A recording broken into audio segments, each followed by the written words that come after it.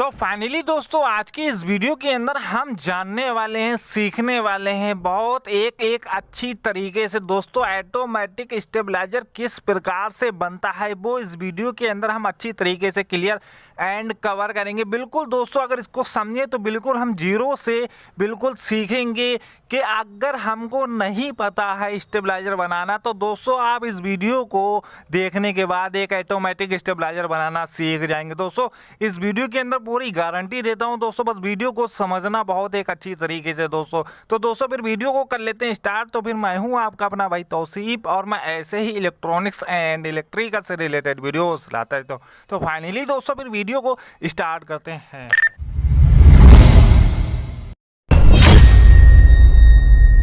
दोस्तों वीडियो देखने के बाद अगर वीडियो जरा सा भी अगर अच्छा लगा तो वीडियो को तभी लाइक करना दोस्तों, और तभी मेरे चैनल को सब्सक्राइब भी करना। और दोस्तों कुछ भी अगर ऐसा अधूरा रह भी जाए तो हमें कमेंट बॉक्स में जरूर से बताकर भी जाना दोस्तों। चलिए फिलहाल के अधूरा तो रहेगा नहीं कुछ इसमें, क्योंकि मैं सारा क्लियर कर दूंगा। तो ये है दोस्तों वो रीले, ठीक है। और इन रीलों को हम समझ लेते हैं कि आखिर ये किस प्रकार ये रीले हैं। तो दोस्तों वो ये है रीले, और ये है रिले दोस्तों 24 वोल्ट 25 एम्पियर मिनी।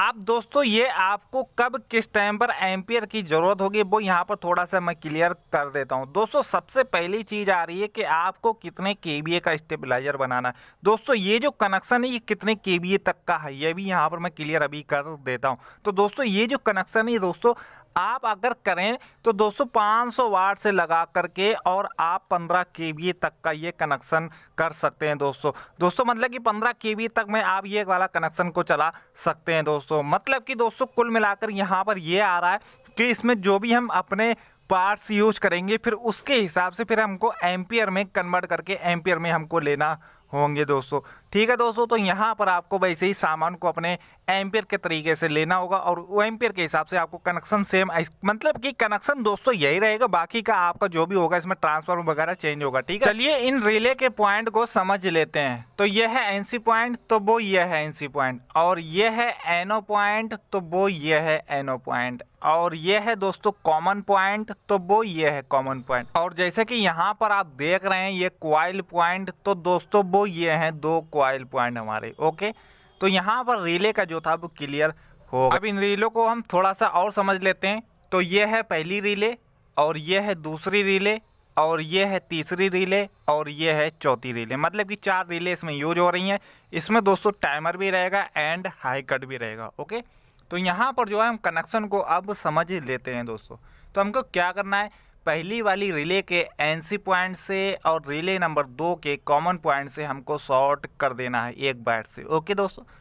अब दूसरा हमें करना है पहली वाली रिले के एनो पॉइंट से और रिले नंबर 3 के एनसी पॉइंट से हमको शॉर्ट कर देना है दोस्तों।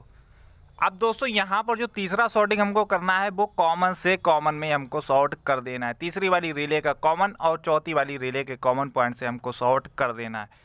अब दोस्तों चलिए इसमें हम ट्रांसफार्मर जो यूज करने वाले हैं इसमें कौन सी वोल्टेज रेंज की लूप रहेगी और कौन सा ट्रांसफार्मर रहेगा वो यहाँ पर थोड़ा सा हम क्लियर कर लेते हैं दोस्तों प्रैक्टिकल में। तो यहाँ पर दोस्तों जैसे कि आप देख रहे हैं ये जो लूप है दोस्तों ये 0 वाला लूप होता है, जो कि इसको हम बोलते हैं अपना न्यूट्रल वाला लूप। तो चलिए जानते हैं लूप कौन कौन सी इसमें है। तो ये है हमारी पहली लूप 137 वोल्ट की दोस्तों, और ये है दोस्तों हमारे पास दूसरी लूप जो कि ये है हमारे पास 200 वोल्ट की, और ये है दोस्तों हमारे पास तीसरी लूप जो कि ये है 240 वोल्ट की, मतलब कि 240 वोल्ट की दोस्तों, और ये है दोस्तों हमारे पास चौथी लूप जो कि ये है 290 वोल्ट की दोस्तों। और हो सकता है कि आपके में एक लास्ट वाली लूप भी हो सकती है, लास्ट वाली 300 वोल्ट की होगी। तो ये यहाँ पर जो हम कनेक्शन बता रहे हैं वो 4 लूप का बता रहे हैं दोस्तों, ठीक है। तो आपको लास्ट वाली ऐसे ही खाली छोड़ देना है उसको, ओके दोस्तों। अब ये है दोस्तों हमारे पास डबल सप्लाई, जैसे कि इसमें एक है 22 वोल्ट की सप्लाई और एक है 24 वोल्ट की सप्लाई। अब दोस्तों यहाँ पर इसको समझिए कि ये है वो ट्रांसफार्मर दोस्तों, जैसे कि अभी जो मैंने आपको समझाया है वो यही है वो ट्रांसफार्मर। तो हमारी ये वाली जो लूप है ये न्यूट्रल वाली लूप है जो कि 0 वाली, और ये है पहली लूप 137 वोल्ट की, और ये है दूसरी लूप 200 वोल्ट की, ये है 240 वोल्ट की तीसरी लूप, और ये है 290 वोल्ट की चौथी लूप। और यहाँ पर ये एक सप्लाई ये है 22 वोल्ट की, और दूसरी सप्लाई ये है 24 वोल्ट की। तो दोनों सप्लाई काम नहीं आएंगी, एक ही सप्लाई हमारी काम इसमें आएगी दोस्तों। ओके, तो यहाँ पर अब जो है हम अपने ट्रांसफार्मर की लूप रिले से कैसे करके अटैच करेंगे और कहाँ पर अटैच करेंगे, इस चीज़ को यहाँ पर थोड़ा सा क्लियर करना ज़रूरी है और इसको समझ लेते हैं दोस्तों। तो यहाँ पर देखिए दोस्तों क्या हो रहा है कि ये जो हमारी पहली वाली लूप है 137 वोल्ट की, इसको हम लगा रहे हैं अपनी रिले नंबर 2 के एनसी पॉइंट से दोस्तों। ठीक है, मतलब कि पहली लूप जो लगेगी वो एनसी पॉइंट से शॉर्ट हो जाएगी। दूसरी लूप 200 वोल्ट की दोस्तों यहाँ पर एनो पॉइंट से लगाई गई है। जैसे कि यहाँ पर आप देख रहे हैं 200 वोल्ट की जो लूप लगेगी वो आपकी एनो पॉइंट पर लगेगी। और 240 वोल्ट की लूप दोस्तों आपकी एनो पॉइंट पर रहेगी, तीसरी वाली रिले के एनो पॉइंट पर रहेगी। और वही अगर हम बात करें अपनी चौथी वाली लूप की, तो चौथी वाली लूप रहेगी हमारी पहली वाली रिले के एनो पॉइंट पर। जैसे कि यहाँ पर आप जो शॉर्टिंग देख रहे हैं इसका, तो आप चाहें तो यहाँ पर भी कनेक्ट कर सकते हैं और आप चाहें तो तीसरी वाली रिले के एनसी पॉइंट पर भी कनेक्ट कर सकते हैं दोस्तों। तो यहाँ पर ये जो ट्रांसफार्मर की वोल्टेज रेंज की जो लूप थी वो यहाँ पर अटैच हो गई हैं। अब चलिए सर्किट का कनेक्शन को जान लेते हैं कि रिले का जो कनेक्शन होगा वो सर्किट में हमको कैसे करके करना है दोस्तों। तो ये है वो हमारे पास सर्किट, जो कि ये 90 वोल्ट से 300 वोल्ट में ये वर्क करने वाला सर्किट है दोस्तों, जो कि इसको बोलते हैं माइक्रो कंट्रोलर सर्किट। यहाँ पर दोस्तों जैसे कि आप देख रहे हैं 22 वोल्ट करके जो आपको नज़र आ रहा है, तो मतलब कि जो यहाँ पर हमारी जो डबल सप्लाई निकली हुई है, चाहें तो हम ये वाली भी सप्लाई कनेक्ट कर सकते हैं दोस्तों और चाहें तो हम ये वाली भी सप्लाई अपनी कनेक्ट कर सकते हैं। ठीक है, तो हमको सप्लाई अपनी इस पर कनेक्ट कर देना है। जैसे कि यहाँ पर जो 22 वोल्ट करके जो लिखा है वो यहाँ पर हम लगा देंगे। अब यहाँ पर लिखा है COM, तो COM का मतलब हुआ है कॉमन। तो कॉमन का मतलब यहाँ पर ये हुआ है कि जैसे कि ये पहली वाली रिले का पॉइंट, दूसरी वाली रिले का पॉइंट, तीसरी वाली रिले का पॉइंट, इन सभी पॉइंट को हम एक बार से सॉर्ट करके और इसको बना लेंगे कॉमन। तो इसी को बोलते हैं दोस्तों कॉमन, और यही कॉमन वायर हम यहाँ पर कनेक्ट कर देंगे। अब यहाँ पर दोस्तों जैसे कि देख रहे हैं RL1, तो इसका मतलब हुआ है रिले 1। तो हमारा सीधा सीधा समझिए कि जो पहली वाली रिले का ये जो वायर एक निकला हुआ है खाली, तो यही वायर दोस्तों हम यहाँ पर कनेक्ट कर देंगे। अब यहाँ पर दोस्तों क्या हो रहा है कि जो रिले जो दूसरी करके जो लिखा है आपको यहाँ पर रिले 2, तो रिले 2 का ही मतलब यही हुआ है। सीधा सीधा समझिए कि जो रिले 2 का जो एक वायर निकला हुआ है, यही वायर दोस्तों हम यहाँ पर कनेक्ट कर देंगे।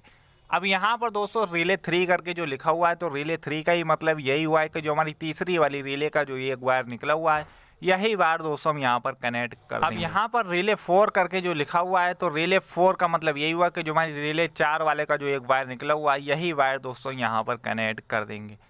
अब यहाँ पर दोस्तों जैसे कि आपको सर्किट में ये 2 प्रीसेट नज़र आ रहे हैं, तो एक प्रीसेट जो जैसे कि ये वाला जो प्रीसेट है ये हमारे टाइमर को एडजस्ट करने के लिए, और ये वाला जो प्रीसेट है ये हमारे स्टेप को एडजस्ट करने के लिए। दोस्तों यहाँ पर ये कनेक्शन जो था वो कंप्लीट हो गया है। चलिए अब इसके बाद जो इनपुट और एंड आउटपुट के बाद जो कनेक्शन होता है उसको अब अच्छे से समझ लेते हैं।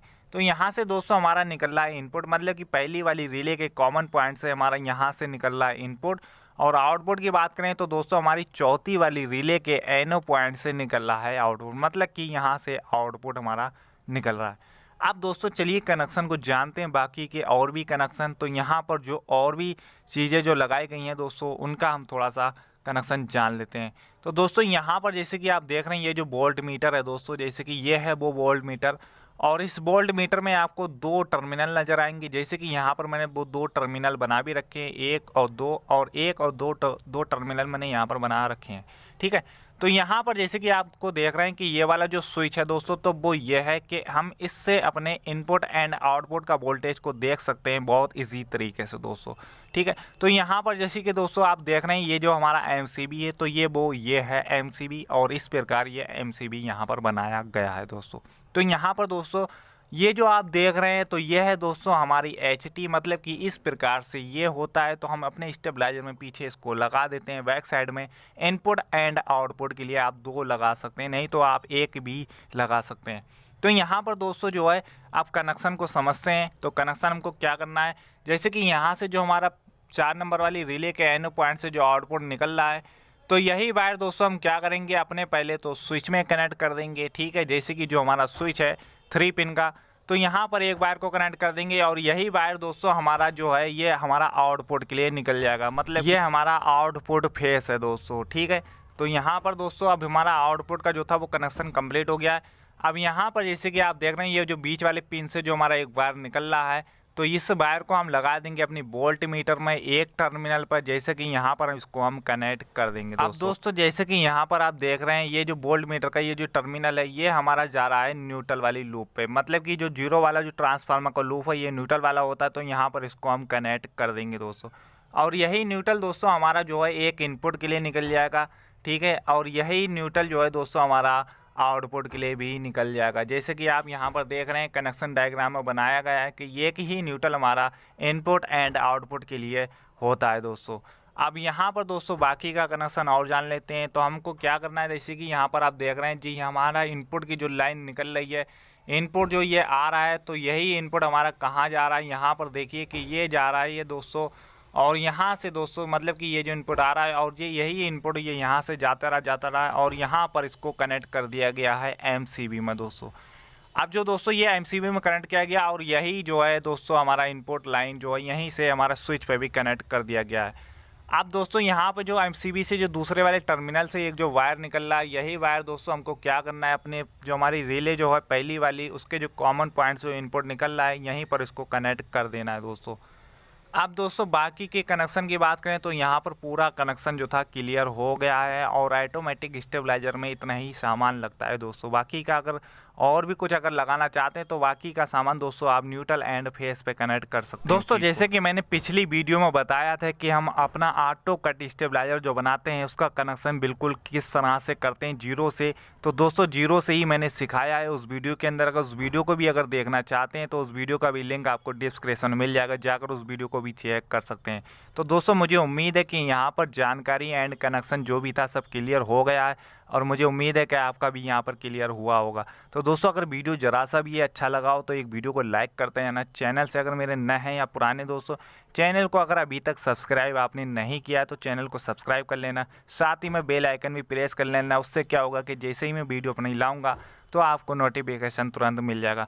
और दोस्तों अगर कुछ भी अगर ऐसा अधूरा रह गया हो, अगर आपको लग रहा है कि इसमें कुछ बताने के लिए रह गया, तो दोस्तों हमें कमेंट बॉक्स में ज़रूर से बताना। तो दोस्तों फिर मिलते हैं फिर नेक्स्ट वीडियो में, तब तक अपने अपनों का ख्याल रखिएगा दोस्तों।